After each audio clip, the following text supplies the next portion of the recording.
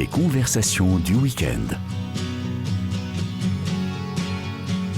Aujourd'hui, la conversation littéraire, animée par Jean-Claude Perrier.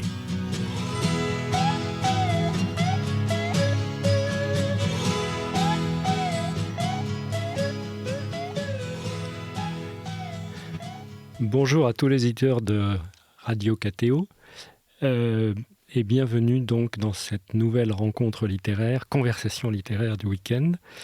Les hasards des publications faisant bien les choses, on a encore pour cette dernière émission de la saison un écrivain voyageur, pas que, mais quand même, qui est François-Henri Désérables. Bonjour François-Henri. Bonjour Jean-Claude Perrier. Merci d'être avec nous pour nous parler, entre autres, de Chagrin d'un chant inachevé, fort joli titre que vous nous expliquerez tout à l'heure, qui est votre tout nouvel ouvrage qui vient de paraître chez Gallimard. Mais on va évidemment commencer par parler un peu de vous et de votre parcours. Parcours qui est relativement récent, puisque j'étais en train de vérifier, là, votre premier livre, Tu montreras ma tête au peuple, qui était un recueil de nouvelles, est paru chez Gallimard en 2013. Ouais, bah, ça fait quand même 12 ans. Ça fait quand même 12 ans. C'est pas rien. 6 livres. Alors, on vous a connu donc à cette époque-là, joueur de hockey professionnel à Montpellier. Vrai ou faux ? Tout à fait vrai. À l'époque, je jouais à Montpellier. Je me souviens d'ailleurs qu'à un moment, on jouait un match à Mulhouse et les supporters mulhousiens reprennent le titre de mon livre. Ils se mettent tous à chanter « On montrera ta tête au peuple ». Ils vous avaient lu ? Alors, je ne suis pas sûr qu'ils m'aient lu. Et ce jour-là, on avait pris, pardonnez-moi l'expression, une véritable branlée. Je crois qu'on avait perdu 8-1. D'accord. Et les supporters mulhousiens se moquaient un peu de moi. À chaque fois que je montais sur la glace, ils chantaient ça. C'est assez joli. Comment vous étiez devenu hockeyeur professionnel à Montpellier ? D'où vous n'êtes pas originaire ? Non, je suis originaire d'Amiens et je suis devenu hockeyeur par tropisme familial, puisque dès que j'ai su marcher, j'ai eu envie de patiner. Mon père lui-même avait été joueur et entraîneur de hockey, donc il me traînait un peu dans les patinoires, en l'occurrence à la patinoire d'Amiens. Et moi, tout ce dont je rêvais, c'était de faire du hockey. Et comme Baudelaire le disait de la peinture, j'aurais pu dire du hockey sur glace que c'était ma grande, mon unique, ma primitive passion. Et quand j'ai eu 18 ans, j'ai tout naturellement annoncé à mes parents que je souhaitais embrasser une carrière de joueur de hockey professionnel. Mon père en était ravi, très heureux de voir son fils suivre ses traces. Ma mère, elle, beaucoup moins. Elle tenait absolument à ce que je fasse des études. La fac la plus proche de la patinoire à Amiens était la fac de droit. Alors je suis rentré en fac de droit simplement par proximité géographique. Vous voyez à quoi tiennent les vocations. Et puis, assez rapidement, je me suis pas mal emmerdé quand même sur les bancs de la fac de droit. Et c'est là que je me suis mis à lire. J'ai poussé la porte d'une bibliothèque, j'ai découvert la littérature. Mais j'ai été joueur de hockey pro pendant une dizaine d'années à Amiens, à Lyon, à Montpellier. Oui, parce que vous racontez que vous avez... on sait très bien que les écrivains, en général, sont de gros lecteurs. C'est pas obligatoire, mais c'est souvent le cas. Les grands écrivains... Il y a deux choses que partagent... Il y a une chose que partagent les grands écrivains, c'est que ce sont tous des grands lecteurs. Je ne connais pas un seul grand écrivain qui ne soit pas gorgé de lecture. Et puis, il y a une chose que partagent les grands et les mauvais écrivains, c'est la certitude de leur indéfectible valeur.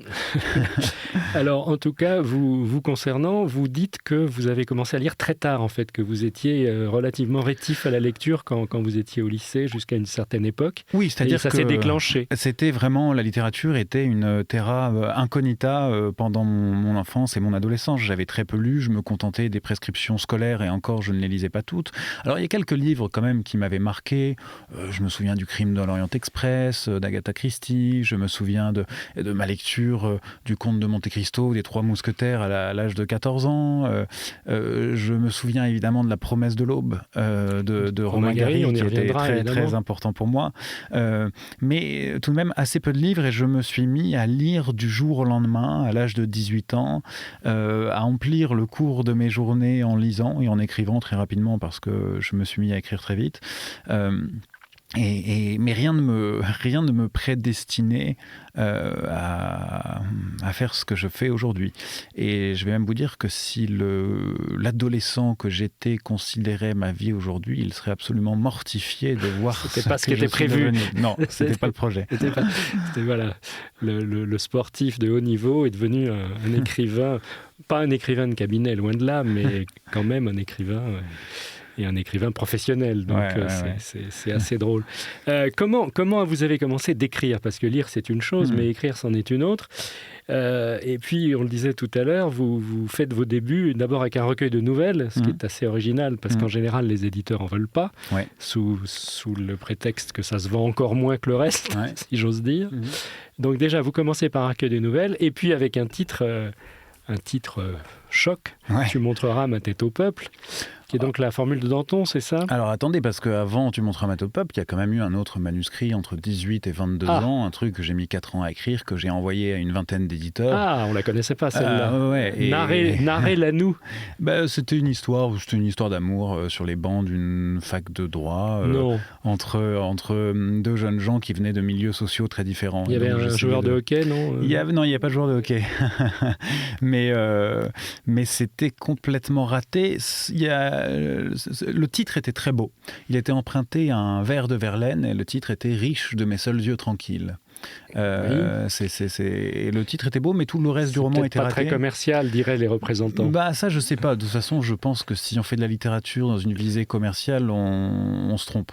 Mais je l'ai envoyé à une vingtaine d'éditeurs, en retour de quoi j'ai reçu une vingtaine de lettres de refus. Ah, quand même, ils ont répondu. Oui, ils ont répondu et ils ont eu raison de rejeter ce manuscrit parce qu'il m'est arrivé d'en relire quelques passages depuis et c'était absolument atroce. Mais ça m'a aidé à faire mes gammes en quelque sorte. Il faut bien commencer, oui. Et après, j'ai commencé à écrire Tu montreras ma tête au peuple. D'abord, une nouvelle sur la mort de Danton. Tu montreras ma tête au peuple, c'est la phrase que prononce Danton devant l'échafaud. Voilà. Il arrive devant l'échafaud qui était dressé place de la Révolution, donc place de la Concorde aujourd'hui, et il dit au bourreau Samson, tu montreras ma tête au peuple, elle en vaut la peine. Et alors, ensuite, il est guillotiné, et le bourreau brandit la tête par les cheveux et la montre à la foule massée devant la guillotine.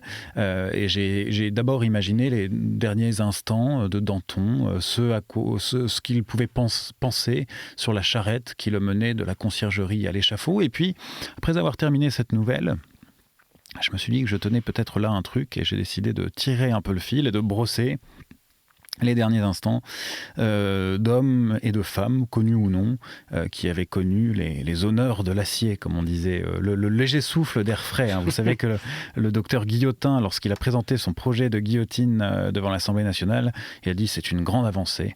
Les condamnés à mort, pour la première fois, ne souffrent pas. C'est à peine s'ils ressentent sur la nuque un léger souffle d'air frais. » C'est pourquoi il est passé pour un bienfaiteur de l'humanité. Exactement. Et non pas pour un bourreau tortionnaire. Et donc je raconte dans ce livre les derniers instants de Marie-Antoinette, de Charlotte Corday, de Robespierre, d'un certain nombre de figures de la Révolution française guillotinées pendant ce qu'on appelait la terreur. Alors si j'ose dire, ça tranchait sur le reste de la production à l'époque, c'est pourquoi vous avez eu tout de suite un accueil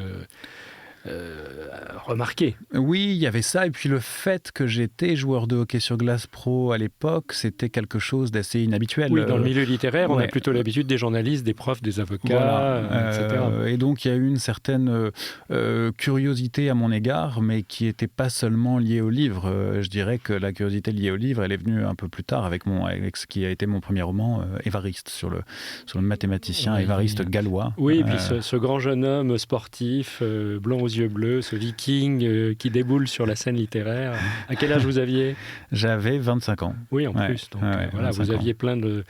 Les bonnes fées s'étaient penchées sur votre berceau.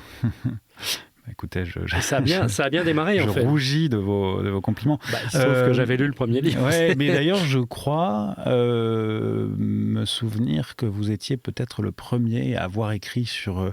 forcément, le livre hebdo, c'est le deal. Sur l'un de mes livres. Et je me souviens d'ailleurs d'une phrase que vous aviez écrite. C'était on ne sait pas grand-chose de François-Henri Désérable, si ce n'est qu'il a dû faire de longues études d'histoire. Or, je m'étais arrêté en terminale. Ah oui, comme quoi on peut se tromper.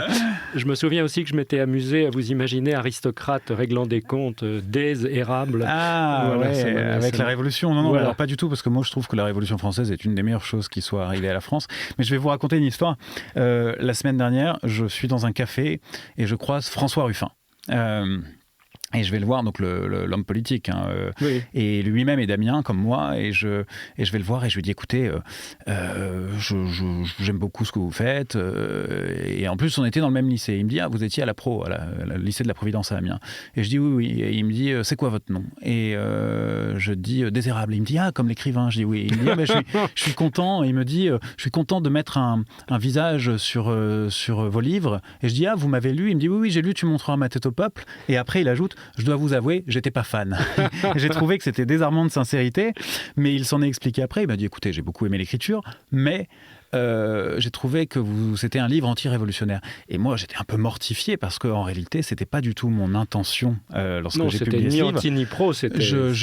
J'examinais la révolution du point de vue de la terreur, du point de vue de ceux qui allaient être guillotinés. Donc forcément, c'est compliqué d'être révolutionnaire au moment où vous allez avoir votre tête séparée de votre tronc. Et Ruffin me disait oui, mais la révolution doit c'est un tout, ça forme un tout, et on ne peut pas séparer la période de la terreur de celle des immenses espoirs qu'elle a suscités. Bien sûr, oui. Il n'a pas tort sur le fond, mais c'est vrai que, en tout cas, ça avait été remarqué à l'époque. Le problème aussi dans ce pays, c'est qu'aujourd'hui, tout est un petit peu... tout est un peu jugé à l'aune de l'idéologie, de la politique, on se jette des anathèmes. Donc effectivement, on disait, voilà... ne montrer que la terreur de la Révolution, forcément, c'est un écrivain réactionnaire. Oui, ce qui, je crois, est pas vraiment le cas. D'ailleurs, j'ai fait mes preuves en matière de progressisme. Il y a un couplet mélanchoniste dans votre... dont je me moque un peu aussi. Mais oui, exactement. Oui, c'est assez réussi. Et donc... c'est dès le début que vous avez pris le parti courageux de ne vivre que de votre plume, de ne pas exercer de métier alimentaire avec tous les guillemets. Pendant encore 3-4 ans, je gagnais ma vie en jouant au hockey. Et puis quand j'ai arrêté le hockey, j'ai décidé de me consacrer entièrement à la littérature. Et je crois qu'un des éléments qui m'a conforté dans cette décision, c'est la lecture du journal de Delacroix, où il dit que la pratique d'un art demande l'homme tout entier. Et je savais très bien que ça pouvait être compliqué de vivre de sa plume, de ne se consacrer qu'à la littérature, mais j'ai décidé de faire ce pari-là, en gardant à l'esprit que la littérature est un domaine qui n'est pas du tout méritocratique, contrairement au sport professionnel, et qu'on peut être un très grand écrivain et crever la dalle.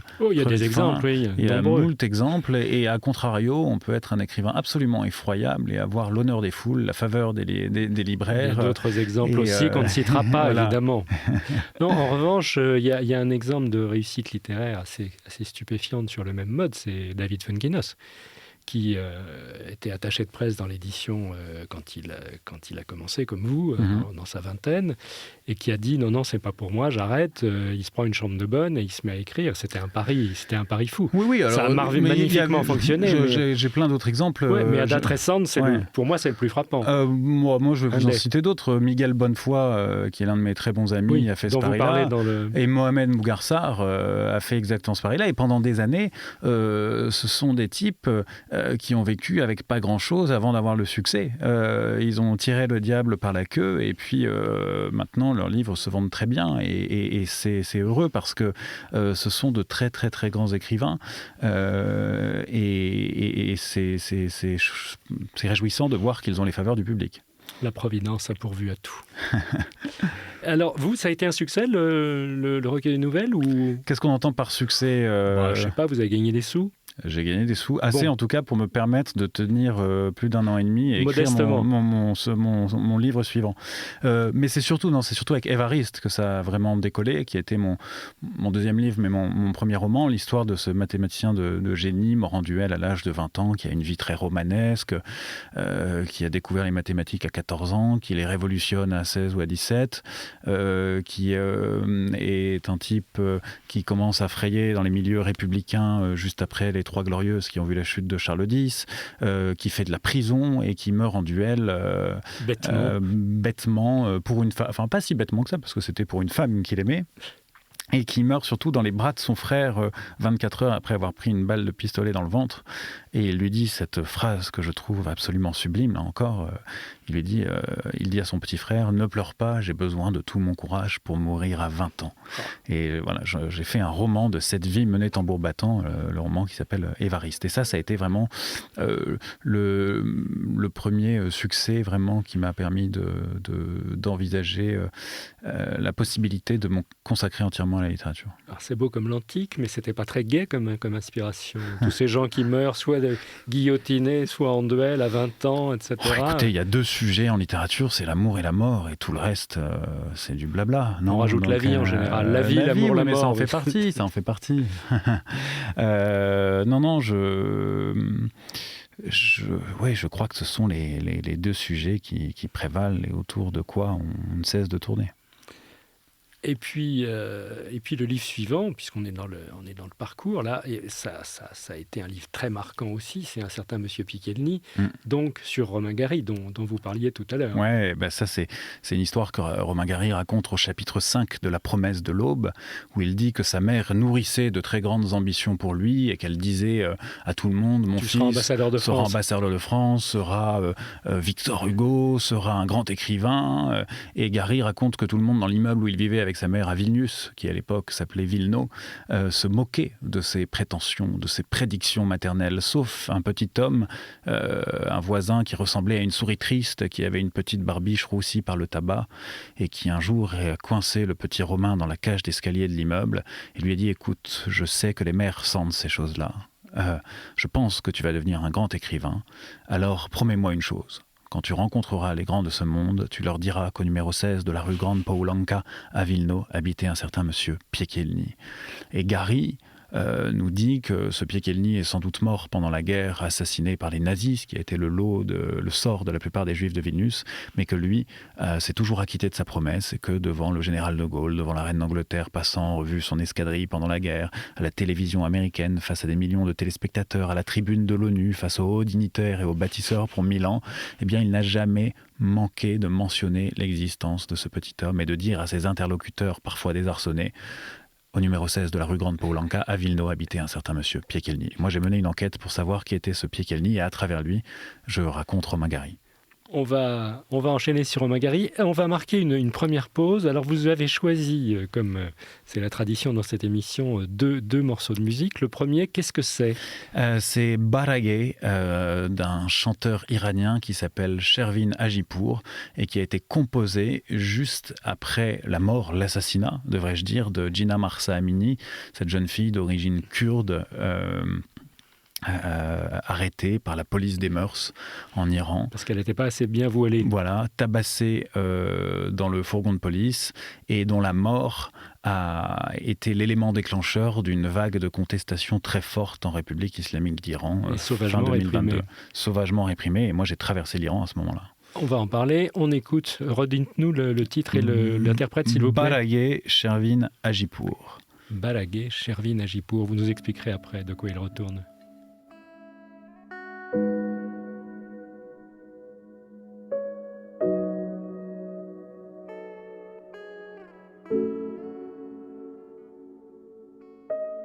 برای توی کوچه رقصیدن، برای ترسیدن به وقت بوسیدن، برای خواهرم، خواهرت، خواهرامون، برای تغییر مغزها که پوسیدن، برای شرمندگی، برای بیپولی، برای حسرت یک زندگی معمولی، برای کودک زباله‌گرد و آرزوهاش، برای این اقتصاد دستوری، برای این هوای آلوده، برای ولیعصر و درختای فرسوده، برای پیروز و احتمال انقراضش، برای سگهای بیگناه ممنوعه، برای گریه های بیوقفه، برای تصویر تکرار این لحظه، برای چهره ای که میخنده، برای دانش آموزا، برای آینده، برای این بهشت اجباری، برای نخبه های زندانی، برای کودکان افغانی، برای این همه برای غیر تکراری،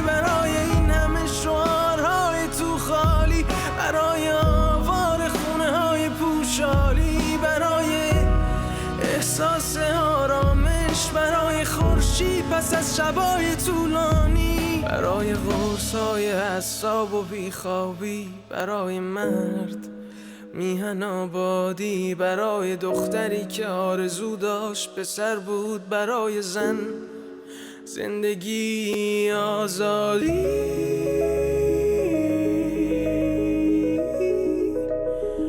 برای آزادی،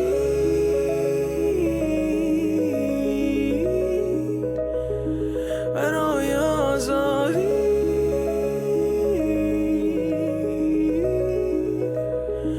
برای آزادی.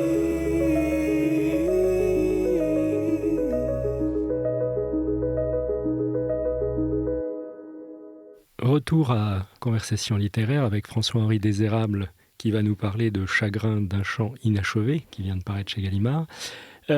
On était en Iran là avec vous, donc cette chanson que vous nous présentiez tout à l'heure, chanson dédiée à cette jeune Iranienne victime de sa liberté de penser, j'allais dire, de se vêtir comme elle voulait, d'être libre tout simplement, qui a été effectivement, qui est devenue maintenant une icône d'une certaine contestation en Iran. On est loin évidemment de la liberté, etc. On était à Vilno juste avant de passer à l'Iran. Je dirais que ce monsieur Pikelny, en dehors de son intérêt intrinsèque, ça commence à être un peu de la littérature de voyage d'une certaine façon, parce que vous allez sur place, vous menez l'enquête fictionné ou pas, vous nous le direz, sur ce monsieur Pikelny, mais l'écrivain se fait voyageur cette fois-ci. Oui, alors j'allais pas très loin, j'allais sur les lieux de Romain Gary, donc je suis allé pas mal à Nice, et je suis allé plusieurs fois à Vilnius, notamment pour fouiller dans les archives nationales, donc on peut pas dire que ce soit de rue du Bac périples. Aussi. Rue du Bac, voilà, Nice, donc quand même. Je suis allé à 150 mètres de chez mon éditeur, parce que Gary a vécu longtemps au 108 de la rue du Bac, où il est mort d'ailleurs, d'où il s'est donné la mort le 2 décembre 1980. Et oui, donc il y avait un peu de mouvement, de déplacement géographique dans un certain monsieur Pikelny. Ouais. Ça commençait. Et donc, votre premier vrai livre, entre guillemets, de littérature de voyage, c'est L'usure d'un monde, une traversée de l'Iran, donc qui est sorti 2023, en mai 2023. Voilà, qui est le résultat d'un périple assez rocambolesque. Oui, c'est-à-dire que moi j'avais lu un livre qui s'appelle L'usage du monde de Nicolas Bouvier, la Bible des écrivains voyageurs. Ouais, j'enjoins vos auditeurs à se procurer et à lire, à dévorer et à jouir de la lecture de L'usage du monde de Nicolas Bouvier. Depuis le temps qu'on reçoit des écrivains voyageurs qui disent tous la même chose, voilà, Emmanuel Ruben la dernière fois, etc. Voilà, vous avez raison. On continue à faire de la propagande, on fait du prosélytisme sur Radio Cato pour ce prophète du récit de voyage qu'est Nicolas Bouvier. Et moi, je suis un de ses disciples les plus fervents.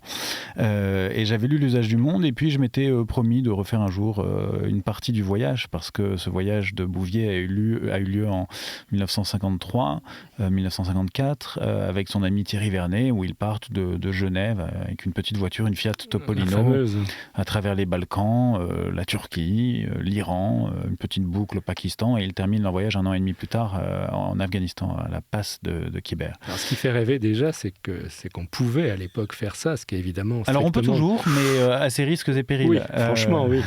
Et moi, quand j'arrive en Iran, c'était un moment très particulier, après la mort de Mahsa Amini, pendant ces manifestations très durement réprimées, quand j'atterris à Téhéran.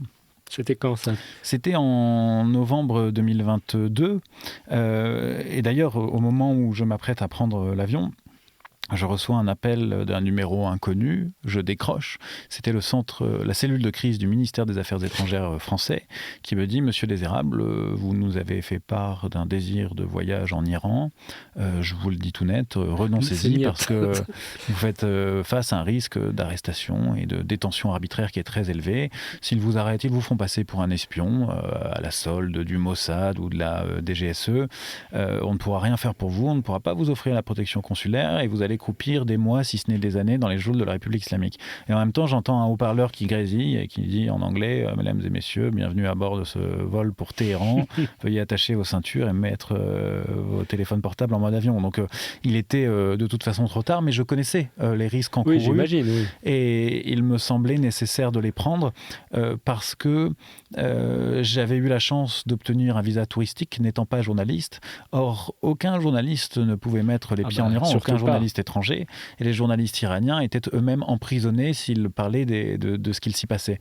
Et donc, j'ai décidé de traverser ce pays sur les traces de Nicolas Bouvier, donc en refaisant une partie de l'itinéraire de l'usage du monde, de Tabriz au Baloutchistan, en passant par Téhéran, Qom, Shiraz, Ispahan, Kerman, le désert de Lout. Donc un voyage assez extraordinaire jusqu'à la frontière de l'Afghanistan et du Pakistan. Et le tout à ce moment très très particulier pour ce pays. Quel était le projet de base? C'était vraiment Bouvier qui était... Oui. Parce que vous aimez bien ça, on va y revenir tout à l'heure. Le projet de base, c'était vraiment de... J'avais pas prévu d'ailleurs d'en faire un livre, c'était vraiment une errance sur les traces de Nicolas Bouvier. Peut-être que j'allais peut-être en tirer un petit truc. Quand même. Mais non, je vous assure que j'avais pas prévu d'en tirer un récit de voyage, contrairement à mon voyage latino-américain dont on parlera ensuite. Mais je ne savais pas. Et en fait, ce voyage qui n'a duré que 6 semaines, parce qu'il a été interrompu par les gardiens de la Révolution qui m'ont arrêté à Saqqez, au Kurdistan iranien, qui était la ville de Jinnah Marsa Amini, et qui m'ont signifié la fin du voyage après une garde à vue, en me disant que j'avais 24 heures pour quitter le Kurdistan et 48 heures pour quitter l'Iran. Ils ont été gentils parce que vous auriez pu, comme a dit Quai d'Orsay, croupir en tôle. On a des ressortissants. Il y a encore 2 scientifiques, si mes souvenirs sont bons. Bien sûr, il y a un Français aussi qui a été arrêté en même temps que moi, 2 semaines avant moi, et lui, il a passé 3 ans dans les geôles de la République islamique.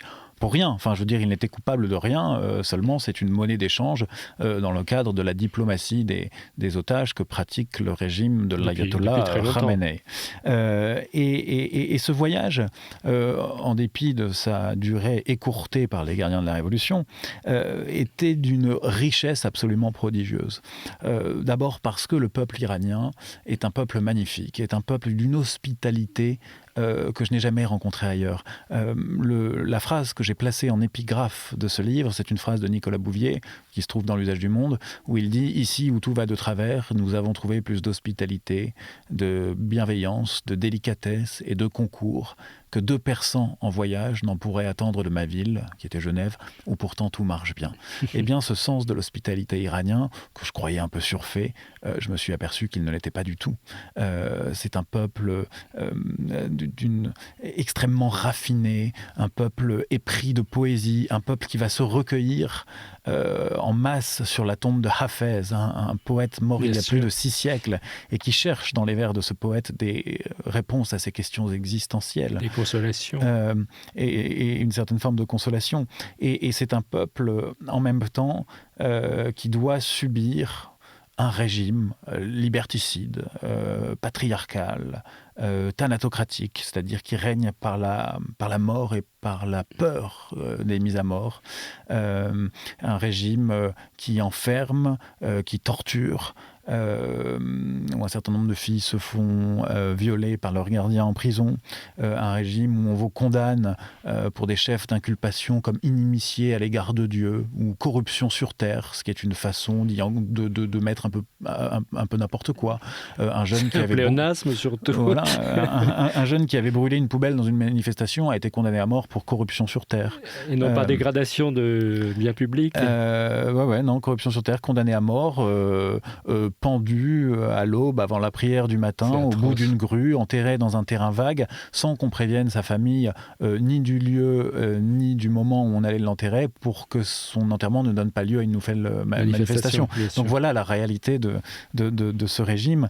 Et donc les Iraniens sont magnifiques, vraiment. Les Iraniens sont magnifiques. Quand il y a un étranger... Oui. Alors au début, c'est toujours étonnant parce que... C'est risqué quand même, parce que vous auriez pu être un espion. Exactement. Au contraire. Donc ils cherchent à en savoir un peu davantage sur vous avant de livrer le fond de leur cœur et de leur âme, et de vous dire ce qu'ils pensent réellement du régime. Parce que, ce dont on se doute par ailleurs. Ah, mais je n'ai jamais rencontré un peuple qui avait une telle défiance à l'égard de ses dirigeants. Oui. C'était absolument fascinant de voir à quel point les Iraniens détestent ce régime. Et moi, ça a déconstruit un certain nombre de préjugés que j'avais sur ce pays. Je croyais que c'était un pays extrêmement religieux, par exemple.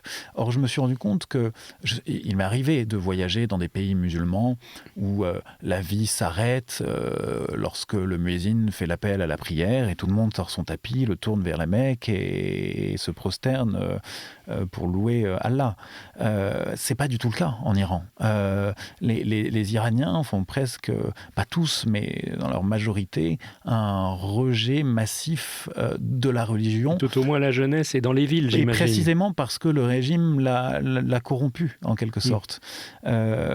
Et c'était en même temps très émouvant de voir le courage de cette jeunesse iranienne, et notamment en particulier des femmes qui allaient dans la rue, cheveux au vent, sans porter le foulard pourtant obligatoire, en sachant très bien les risques qu'elles encouraient et qui défiaient le régime de cette manière. Il y a une chanteuse, il n'y a pas très longtemps, qui a enregistré un clip, les cheveux au vent, avec un orchestre et tout. Elle a d'ailleurs été un peu arrêtée, mais ils l'ont lâchée. La pression populaire a fait qu'elle a fini par être relâchée, parce que c'est difficile lorsque les gens sont très connus. Et le type dont on a entendu la chanson tout à l'heure, Baraye de Shervin Ajipour, lui, c'était le vainqueur d'un télécrochet iranien, l'équivalent de la Starac iranienne. Et juste après la mort de Gina Mahsa Amini, il a composé cette chanson qui est devenue l'hymne de la contestation, qui a très vite été interdit par le régime, mais tout le monde l'avait vu et tout le monde la connaissait par cœur, et ça n'a pas manqué. Il a été arrêté, condamné à plusieurs années de prison, il a fait plusieurs mois en prison, il a fini par être relâché, puis arrêté de nouveau. Donc il y a sans cesse cette... les Iraniens sont sans cesse emmerdés, et l'Iran n'étant pas un état de droit, ils ne savent jamais à quelle sauce ils vont être mangés. C'est le propre des dictatures, de serrer la vis, de la rouvrir à un moment, etc. C'est-à-dire qu'on ne sait jamais à quelle sauce on va être mangé, ce qu'il va se passer. Moi, je me suis lié d'amitié avec une joueuse d'échecs iranienne qui s'appelle Mitra Ejazipour, qui était la championne d'Iran, puis la championne d'Asie, et un jour elle a décidé de jouer sans son voile au championnat du monde, ce qui fait qu'elle n'a pas pu rentrer en Iran, elle est restée en France, elle a été naturalisée française, et elle est devenue championne de France d'échecs. Et elle me disait que si jamais elle retournait en Iran, peut-être qu'il ne se passerait pas grand-chose, mais peut-être aussi qu'elle serait arrêtée, qu'elle prendrait une amende, peut-être aussi qu'on l'emmerderait pendant une longue garde à vue, mais peut-être aussi qu'elle pourrait rester en prison pendant des semaines ou des mois. Oui, il y a ça, des précédents. Je pense à notre ami Boualem Sansal, par exemple, qui est quand même le plus bel exemple. C'est en Algérie. C'est à peu près la même chose. Au moment où on enregistre cette émission, ça fait 201 jours que cet homme qui est malade, qui est âgé, croupit dans les geôles du président Tebboune, simplement pour avoir professé une opinion. Professer une opinion qu'on peut peut-être contester, mais arrêté pour un délit d'opinion. C'est clair. Avant de passer à la dernière partie de notre conversation et de parler d'une autre dictature, on va écouter donc, sans transition, une chanson illustre qui s'appelle Hasta Siempre. Je crois qu'on a la version originale, la version ancienne, et vous nous en parlerez après. Avec donc, plaisir. On part à Cuba, Hasta Siempre.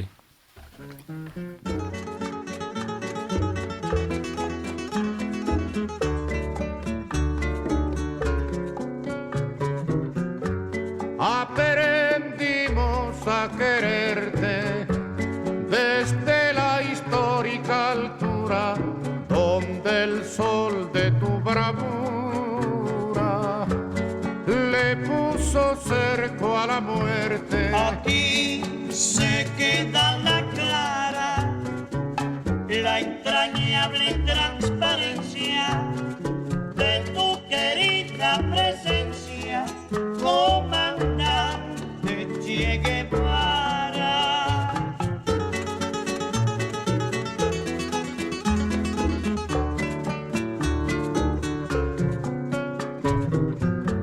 Tu mano gloriosa y fuerte sobre la historia dispara cuando todo Santa Clara se despierta para verte. Aquí se queda la clara, la entrañable transparencia de tu querida presencia, comandante Che Guevara.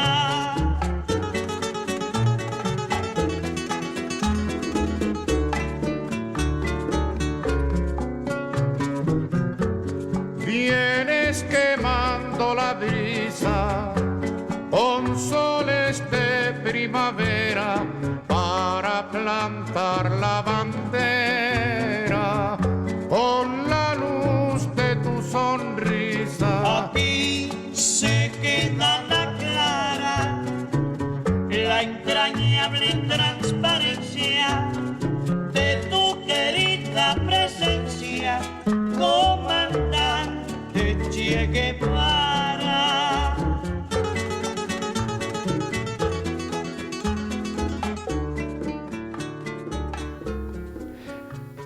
Retour avec conversation du littéraire du week-end. François-Henri Desérables, Chagrin d'un chant inachevé. Donc là, la transition est toute faite. On a écouté Hasta Siempre, donc chanson emblématique de la révolution cubaine et célébration d'Ernesto Guevara, dit le Che. Donc sans transition, nous voilà dans votre nouveau voyage. Ouais, en Amérique du Sud. On voyage beaucoup avec vous. Donc celui-là, comment l'idée est-elle née ? On est encore sur les traces d'eux, mais c'est plus Nicolas Bouvier cette fois-ci. Non, elle est née de plusieurs choses. Elle est née d'abord de la contemplation des atlas. Elle est née d'une carte qui était punaisée au mur de ma classe en CM1 ou en CM2. Et je me perdais dans la contemplation béate de cette carte et dans la puissance des vocations des toponymes. C'est-à-dire que je lisais les noms de Buenos Aires, de Caracas, de Lima, d'Ushuaia. Et ça fait rêver. Et ça fait rêver. Et je me disais qu'un jour, il faudrait bien aller voir tout cela de plus près pour de vrai. Et puis, quelques années plus tard, j'ai lu un récit qui était celui du jeune Ernesto Guevara, d'un voyage qu'il a fait en 1952 avec un ami, Alberto Granado. Guevara avait 24 ans. C'était un jeune homme qui faisait des études de médecine en Argentine. Il est argentin. Dandy, beau gosse. Ouais, beau gosse, qui aime beaucoup jouer au rugby, qui aime nager, qui aime coucher avec des filles. Bien qu'il soit totalement asthmatique. Et bien qu'il était très asthmatique. Et il a un ami qui s'appelle Alberto Granado qui vient de retaper une moto qui est une Norton 500 cm3 qu'il a appelée la Poderosa, la puissante, la vigoureuse, mais qui finalement n'était pas très vigoureuse. Et Granado propose à Guevara de faire un voyage latino-américain.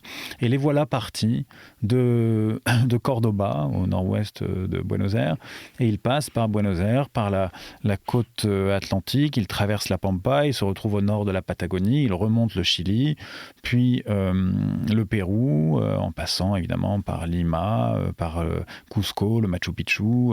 Ils traversent la jungle amazonienne, se retrouvent en Colombie et terminent leur voyage 7 mois plus tard à Caracas, au Venezuela. Guevara, je rassure nos auditeurs, vous avez la gentillesse de fournir une carte à vos lecteurs dans le livre, avec des flèches dans tous les sens, voilà, comme ça on peut suivre avec le doigt ce que je faisais en vous écoutant.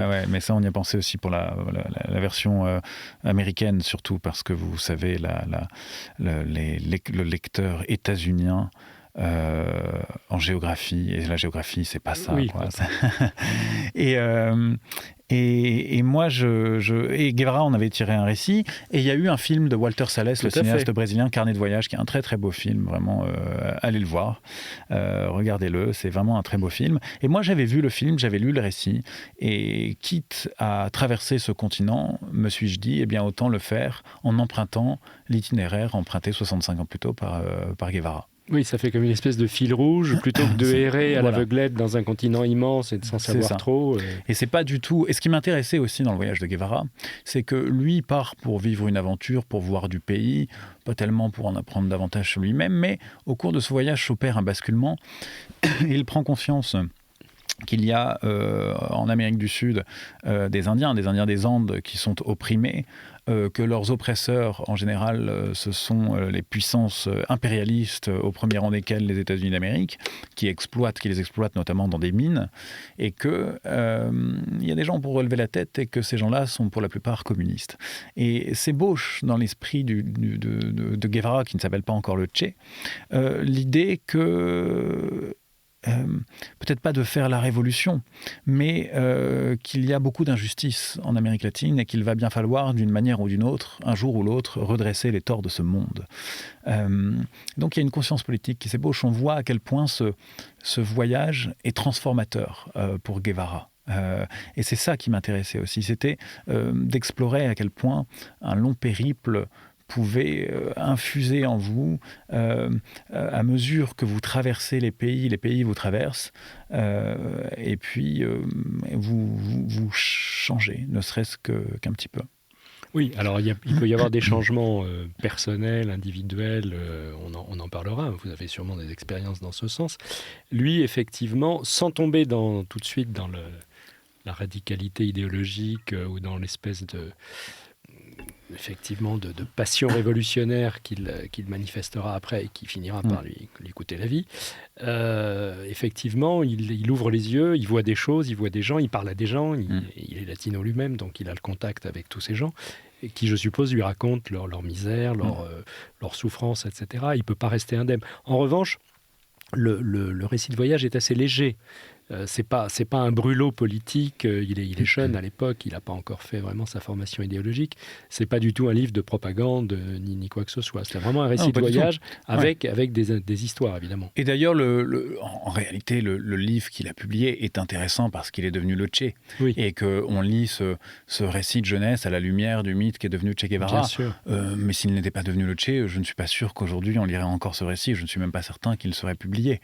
Le récit qu'il a écrit, littérairement, c'est pas mal, mais c'est pas non plus fantastique. Les aventures qu'il relate sont pas... Alors si, il y a quand même un long passage qui est très touchant où ils se rendent dans une léproserie à San Pablo, dans la jungle amazonienne, et là ils vont passer avec Granado plusieurs jours, si ce n'est semaines, et ça c'est assez émouvant. Mais en même temps, il leur arrive plein de mésaventures. Leur fameuse Poderosa ne cesse de tomber en carafe. Il faut passer son temps à la retaper, et puis elle finit par rendre l'arme au début du Chili, et ils se retrouvent très vite comme deux vagabonds non motorisés, et paradoxalement c'est ce qui va leur permettre de faire beaucoup plus de rencontres, parce que on rencontre bien davantage les gens lorsqu'on tend le pouce au bord d'une route et qu'on est pris en stop. D'ailleurs, il y a une très belle expression colombienne pour dire faire du stop. Les Colombiens disent « ir con el chance », aller avec la chance. Oui, car on n'est pas sûr du résultat. Les rencontres se tissent davantage quand on va avec la chance que lorsqu'on a son propre moyen de locomotion. Vous-même, vous avez voyagé de la même façon, comme un backpacker, comme on dit. D'abord à moto, en Argentine, et puis ensuite en stop, en bus, en bateau à travers la jungle amazonienne, toujours à petite vitesse, comme disait Nicolas Bouvier, en prenant mon temps, en m'attardant, en essayant de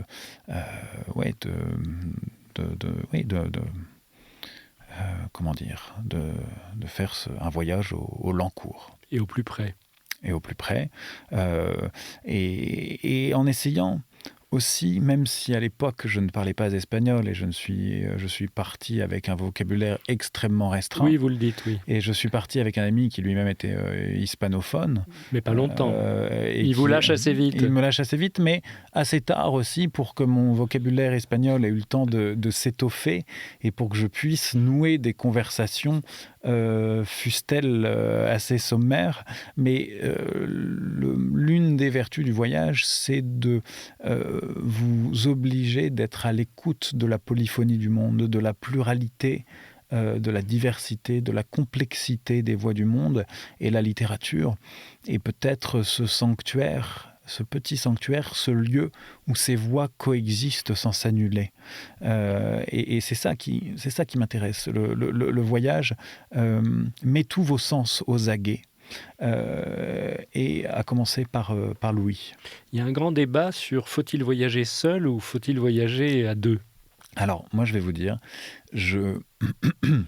Bon, en même temps, les 2 voyages dont j'ai suivi les traces se sont faits à 2. Bouvier avec Vernet, Granado avec Guevara. Mais je crois que la solitude a énormément de vertus parce que c'est l'état le plus propice à la rêverie poétique, à la création littéraire et à la rencontre. Bien et sûr. lorsque vous êtes à 2, vous formez une unité, une cellule qui se suffit à elle-même. Et vos Qui pensées... trimballe son histoire Voilà. avec elle. Et vos pensées sont tout de même sans cesse accaparées par la présence de l'autre. Donc c'est 2 façons totalement antinomiques de voyager. Bon, les 2 ont leurs avantages et leurs défauts. Certes. Il y a une mise en danger parfois. C'est un peu assez fort. relative. Et en Iran, si, mais vous aviez pas En Iran, prévu. si, mais en Iran, c'était le danger venait du régime, venait des Bassidji, des miliciens du régime ou des gardiens de la Vous le Révolution. saviez d'avance quand même. Je le savais. En Amérique latine, c'est plutôt qu'il y a des endroits un peu chauds parfois, où il y a des malandros. Et dans ce cas-là, bon, il faut éviter de s'y attarder si on veut garder son téléphone et son portefeuille. Il y a des pays extrêmement dangereux quand même. Alors, il y en a un en particulier, qui était le Venezuela, et notamment Caracas, la capitale, qui est la capitale du crime. C'est la ville la plus dangereuse au monde, hors zone de guerre. Ah oui. Et Pourtant, on disait que c'était Mexico, on disait que Ah c'était ouais, le non, Brésil, on disait que c'était... Ouais, mais tout ça, Rio, même les villes de la frontière mexicaine, c'est des petits paradis à côté de Caracas. Ah oui. Alors, je sais que les choses se sont améliorées depuis, mais néanmoins, c'est vrai que c'est dommage parce que c'est une ville magnifique, Caracas. Le Venezuela est un pays absolument, enfin, d'une beauté féerique dont je n'ai pas tellement pu profiter puisque je l'ai traversé assez rapidement. Je me suis attardé un peu à Caracas, mais Encore une dictature. Pour vous donner un exemple, moi je me souviens que j'avais rencontré beaucoup de Vénézuéliens fuyaient leur pays et j'avais rencontré une fille qui m'a dit moi j'ai su que je devais partir le jour où je me suis rendu compte que mon téléphone portable était devenu un téléphone fixe. Et elle m'expliquait que il y avait trop de danger à sortir avec son téléphone portable dans la rue parce que on pouvait lui planter un couteau simplement pour lui dérober son téléphone et que du coup elle le laissait à la maison. Et là elle s'est dit bon, on est dans une situation totalement absurde. Elle a réuni l'argent qu'elle avait, elle les a mis sous la semelle d'une chaussure et elle a franchi la frontière entre le Venezuela et la Colombie et elle s'est retrouvée à Cusco, au Pérou, où elle travaillait dans une auberge de jeunesse en attendant des lendemains qui chanteraient. Ouais. Effectivement, c'est un continent d'une forte immigration qui charrie des populations dans tous les sens, y compris les malheureux qui sont bloqués à la frontière états-unienne par le mur. Oui, bien sûr. Ouais. Beaucoup aboutissent là, bloqués. Oui. Mais en même temps, c'est un continent d'une très grande diversité, où les situations sont difficilement comparables, mais c'est un continent pour lequel j'ai... une tendresse infinie, c'est des paysages, je déteste cette expression parce que je la trouve fausse et éculée quand on dit d'un paysage qu'il est à couper le souffle. Féerique. Je connais peu de gens qui se sont retrouvés avec le souffle coupé, sauf en haute altitude. Sauf le Tché parce qu'il était asthmatique, Sauf le Tché parce qu'il était asthmatique, mais devant la contemplation d'un paysage, je trouve que c'est pas tant le souffle coupé, mais les larmes aux yeux. L'Amérique latine est un continent peuplé de paysages qui vous tirent des larmes de beauté. D'ailleurs, vous décrivez peu, ce qui est plutôt un compliment dans ma bouche. Ouais, il y a beaucoup de récits de voyage qui s'attardent sur des descriptions de paysages, et moi, cette extase panthéiste devant des paysages et la littérature de voyage en regorge, c'est quelque chose que je trouve souvent ennuyeux. Et donc, ce qui m'intéresse davantage, moi, ce sont les scènes, les rencontres, les anecdotes. Et je crois que ce qui fait le sel du voyage, c'est avant tout les rencontres. Il y a un très beau mot de Gide que j'aime à citer. Quand Gide est revenu du RSS, donc il raconte son voyage, et il raconte aussi des choses qu'il a visitées et tout. Et on lui dit, mais c'est bizarre, tu vas au musée de l'Ermitage, dans la ville qu'on appelait à l'époque Leningrad, donc Saint-Pétersbourg. Tu vas à l'Ermitage et tu ne décris pas, tu ne racontes pas les chefs-d'œuvre que tu as vus, etc. Et Gide a ce mot très beau, il dit face à ce genre de choses, c'est comme un paysage, je craignais de n'être pas suffisant. Ah ben, il a tout à fait raison, c'est-à-dire qu'on a peur parfois, c'est très joli. On a peur que nos pauvres mots ne soient pas à la hauteur. Et après, 36 000 voyageurs qui eux-mêmes ont décrit, etc. Et puis, décrire les chefs-d'œuvre aussi d'un musée, il ne faut pas céder à la tentation de l'exhaustivité lorsque vous faites un récit de voyage. Et surtout, il faut l'écueil dans lequel on ne veut pas tomber, c'est de refaire une sorte de version un peu plus littéraire du guide du routard. Oui, bien sûr. C'est pas ça qui est intéressant. Ce qui est intéressant, c'est les bleds un peu paumés, c'est les rencontres interlopes, mais si c'est pour décrire le Machu Picchu, voilà, le Machu ou Picchu. Le lac Titicaca. Alors, le Machu Picchu, je le décris, mais d'une façon, vous m'accorderez, qui est assez peu académique. Moi, ce que j'ai retenu, c'est l'Italien baiser qui veut à tout prix passer son temps avec sa copine. J'ai fait cette visite du Machu Picchu avec un couple qui n'avait qu'une envie, c'était de s'adonner au plaisir de la chair, de s'isoler, pendant qu'un guide nous abreuvait d'informations parfois rébarbatives. Ouais. Mais il y a effectivement, il y a souvent chez vous un humour, y compris vis-à-vis de vous-même, une autodérision quand il vous arrive un malheur. Là, c'est un chien qui vous bouffe la jambe. C'est dans les bidonvilles de Lima. Alors ça, c'est extraordinaire parce qu'à Lima, il y a une colline. Et sur un versant de la colline, c'est fabuleux. Sur un versant de la colline, il y a des villas d'ultra riches. Il y a un ghetto de super riches d'un côté. Et ces villas, avec des piscines à débordement, avec du gazon bien vert qui est arrosé en permanence, des tuyaux d'arrosage automatiques. Voilà. Et puis, vous contournez la colline et il y a un bidonville. Et alors, pour éviter que les bidonvilles ne viennent grignoter au pied des villas, quelle fabuleuse et formidable idée ont eu les riches, c'est de faire construire un mur sur le faîte de la colline, un mur d'une dizaine de kilomètres de long, de 3 mètres de haut, hérissé de fils barbelés et de tessons de bouteilles, qui est l'un des seuls murs au monde de ségrégation économique et sociale au sein d'une ville. Ouais. Et moi, je décide de monter la colline du côté des bidonvilles pour aller toucher le mur de séparation. Mais alors le mur passe au milieu du sommet ? Il passe au sommet, carrément. Sur la ligne de crête. Et plus vous grimpez, plus c'est pauvre. Hein. Le Claude Lévi-Strauss, dans Triste Tropique, disait déjà que la pauvreté se mesure à l'altimètre. Et pourquoi plus c'est pauvre ? Parce que plus vous habitez haut, plus vous mettez de temps à transporter l'eau. La définition du bidonville, c'est qu'il n'y a pas d'eau courante. Et donc, vous la transportez dans les bidons d'eau et c'est beaucoup plus d'efforts, beaucoup plus de temps, beaucoup plus de peine, de labeur de la transporter en haut de la colline qu'en bas. Et là, j'arrive au faîte de la colline et je vois une petite fille en haillons, pieds nus, et avec un chien qui était particulièrement nerveux parce que devant chaque petite cabane, il y a un chien qui est là pour veiller. Et je lui dis à ton chien de se calmer un peu. Et le chien, voyant que je m'adresse à la petite fille, me mord le mollet, ne le lâche plus. Et là, je vous avoue que j'étais un petit peu terrorisé. Et puis quelqu'un est arrivé avec un bidon d'eau pour le verser sur la tête du chien. Le chien a desserré ses crocs et j'ai dû aller me faire désinfecter chez un coiffeur du bidonville qui m'a dit, puisque vous êtes là, est-ce que vous ne voudriez pas en profiter pour vous faire couper les cheveux ? Et il m'a sorti un menu plastifié comme on en a dans les kebabs avec des coupes de cheveux de footballeurs. Alors il m'a demandé si je voulais une coupe à la Neymar, à la Pogba ou à la Zizou. Et moi, je lui ai dit que j'étais plutôt conservateur en matière capillaire, ce qui lui a déplu. Alors, il a commencé à me rafraîchir simplement la nuque de manière très nonchalante en consultant son téléphone portable en même temps, de sorte que quand j'ai dû faire rattraper le coup chez un coiffeur de Bogota 1 mois plus tard, il a rameuté tous ses collègues comme un professeur de médecine qui rameuterait les étudiants parce qu'il estimait que c'était un cas d'école. Et il m'a dit, mais qui est responsable de ce massacre ? Et j'ai dit, c'est à cause d'un chien. Voilà. Ça sera quasiment le mot de la fin. Voilà. Il nous reste très très peu de temps. Prochain voyage, vous avez une idée ? Vous avez une lecture qui vous a... Voilà, il y a un vieux projet qui traîne.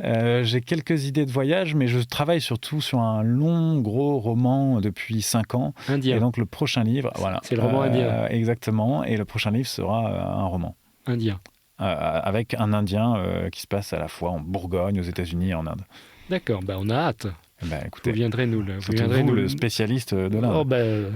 à travers les autres.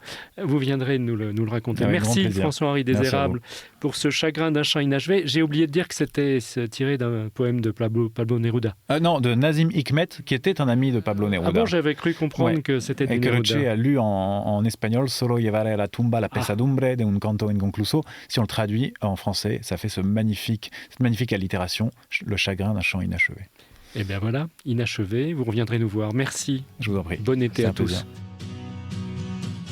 Les conversations du week-end.